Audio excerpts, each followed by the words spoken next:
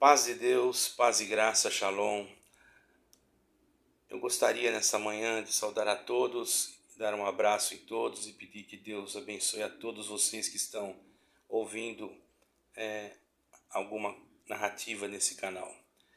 É um vídeo pequeno que eu vou fazer agora e me veio assim em frente, não fui nada preparado, mas na minha mente surgiu um pensamento aqui que eu creio que vem de Deus para me transmitir para todos vocês, caros ouvintes, inscritos e não inscritos no canal. Como vocês sabem, eu moro aqui na Europa e tenho observado, irmãos, na região, em toda a região do continente europeu, uma certa instabilidade que eu creio que está no mundo inteiro, devido aos acontecimentos que nesses últimos tempos estão surgindo mediante esse conflito Ucrânia e Rússia e outros acontecimentos que estão ocorrendo tanto no clima como na parte da alimentação.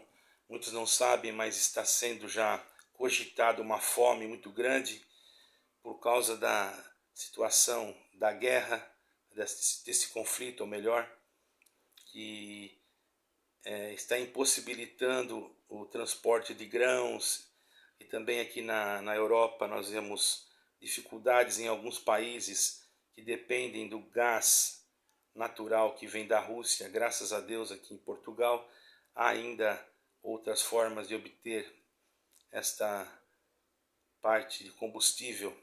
Porém, irmãos, há países que dependem quase que totalmente. Então nós estamos vendo cumprir a palavra de Deus, que haveria fomes, e vemos também outras enfermidades, além desta que já passamos, que ainda há resíduos dela por todo o mundo. Ainda agora surgiu uma outra com mais intensidade, que está sendo combatida também por muitos médicos, cientistas, uma tal varíola que está entrando já no continente europeu, está se espalhando. Nós vemos que a palavra de Deus se cumpre, porque está escrito que ouvireis de guerras, rumores de guerras, pestes, fomes em vários lugares. E o Senhor Jesus Cristo disse: olhai e não vos assusteis, porque é mister que tudo isso aconteça. Mas eu tenho algo ainda mais que dá para nós despertarmos ainda mais. Nós temos que estar atentos, irmãos. E muitos estão preocupados com construções de igrejas, com templos, com compras de terrenos. Parece assim que não está acontecendo nada, que tudo que está acontecendo no mundo é uma coisa normal. Isso é uma dormência espiritual que está tomando conta de lideranças de sistemas religiosos, e as pessoas, ao invés de se preparar para a salvação, estão se preparando para acomodações aqui na terra mesmo. Construindo grandes templos,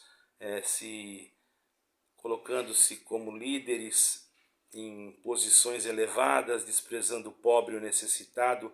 Nunca se ouviu dizer tanto, em tanta heresia como nós estamos vendo hoje, até mesmo dentro dos meios evangélicos. Heresias tamanhas que contrariam a palavra de Deus, que descaracterizam as Sagradas Bíblias, sem contar, irmãos, que o questionamento pela inerência da Bíblia está sendo muito grande. Muitos estão desacreditando naquilo que está escrito, não dão mais valor, não estão mais dando crédito, e isso é uma apostasia. Muita gente que pensa que apostasia é sair de uma denominação e ir para outra denominação. Irmão, apostasia é deixar de crer no verdadeiro Deus, é deixar de crer no verdadeiro Jesus Cristo, no verdadeiro Yeshua HaMashiach, no verdadeiro Messias.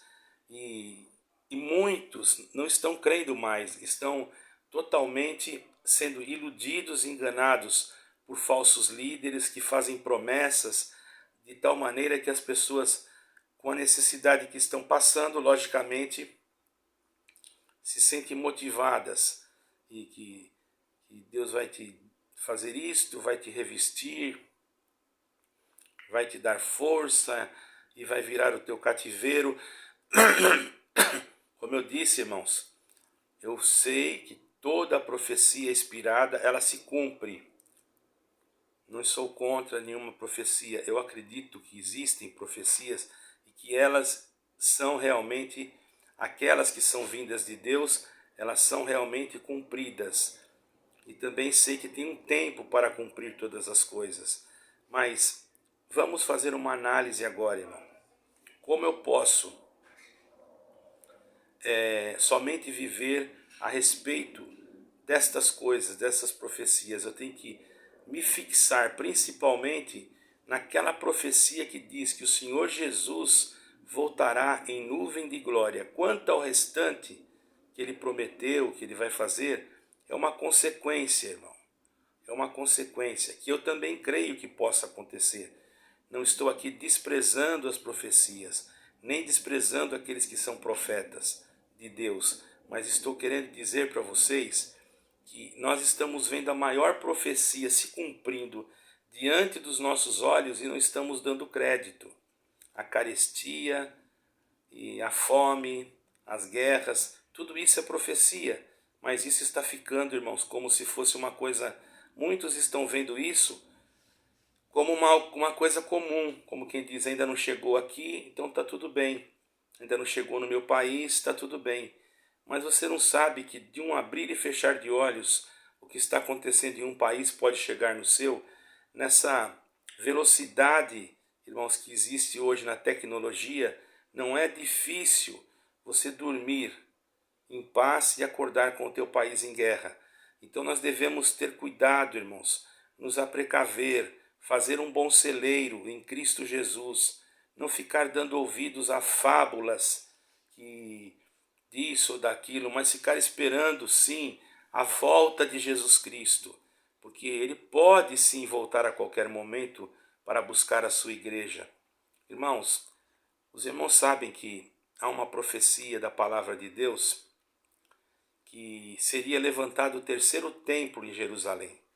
E nós estamos vendo, irmãos, há poucos dias mesmo, eu tive a oportunidade de ver uma notícia em que realmente há um interesse muito grande por parte de Israel, por logicamente ser aquele território por direito divino, todo de Israel. Isso é direito divino, porque a palavra de Deus ela não pode voltar atrás. O Senhor fez uma promessa a Abraão que daria tudo aquilo para ele. E aconteceu o que todos conhecem na história, e se alguém não conhece, é bom procurar saber a história. O povo foi disperso, o primeiro templo, depois o segundo templo foi destruído. Então, irmãos, o segundo templo foi destruído na época de Tito, o imperador ali, ou general romano, que depois também foi imperador. Irmãos, salvo erro, ele foi imperador. Cumprindo a profecia, houve uma grande destruição. O povo se espalhou pela face da terra. Muitos passaram por sofrimentos. Muitos foram levados, irmãos, para outras nações, trabalharam como escravos. Depois teve a grande guerra, onde os judeus muitos deles foram exterminados. Mas observamos uma coisa como a palavra de Deus, irmãos, ela é fiel. Uma cultura como a cultura judaica, uma cultura, uma língua como a língua judaica, passar por todo esse processo durante centenas de anos, irmãos, e se manter diante da sociedade atual, a mesma cultura, a mesma linguística, os mesmos hábitos, isso, irmãos, é algo impressionante, porque nós podemos dizer que outras culturas não resistiram. Se nós formos procurar as culturas dos filisteus, nós não encontramos muito rastro, muito vestígio dos amorreus e de outros que viviam naquela época. Mas dos judeus, eles têm aproximadamente 5.700 e poucos anos e ainda estão atuando na terra para cumprir a palavra que Deus fez a Abraão, Isaque e Jacó. E dali também, do meio de Israel, veio o nosso Redentor, nosso Senhor Jesus Cristo, embora muitos dos judeus não creem, mas eu posso dizer que muitos já creem, e eles chamam ele de Yeshua HaMashiach, certo, irmãos? Embora muitos não acreditam e estão esperando um outro Messias. E esse outro Messias, irmãos, pela Escritura, diz a Escritura Sagrada, que ele se assentaria no templo de Deus, querendo parecer Deus. Para ele se sentar no templo de Deus, tem que haver um templo. E nós sabemos que hoje, o que restou do segundo templo é apenas um muro que tem lá em Jerusalém, que tem um outro nome, mas em português nós chamamos Muro das Lamentações. Eu já tive a oportunidade de estar ali. E atrás daquele muro, um pouco acima daquele monte, onde tem lá uma mesquita, que se chama o Domo da Rocha, aonde que, historicamente, irmãos, há um conflito ali, porque historicamente ali foi o lugar onde Abraão ia oferecer Isaque em sacrifício. E depois, irmãos, de muito tempo, quando Mohammed foi visitar Jerusalém, há também um escrito no Alcorão que diz que o anjo Gabriel apareceu para Mohammed naquele lugar, naquele monte. Irmãos, os irmãos estão entendendo? E ali foi construído então a mesquita de Aqsa, aonde, irmãos, se torna uma bomba relógio, porque os judeus querem construir o templo naquele monte, porque aquele monte é conhecido como o Monte do Templo. E os muçulmanos têm aquele monte também como sagrado, porque eles acreditam que ali Mohammed teve a visão com um anjo aonde ele escreveu o Alcorão.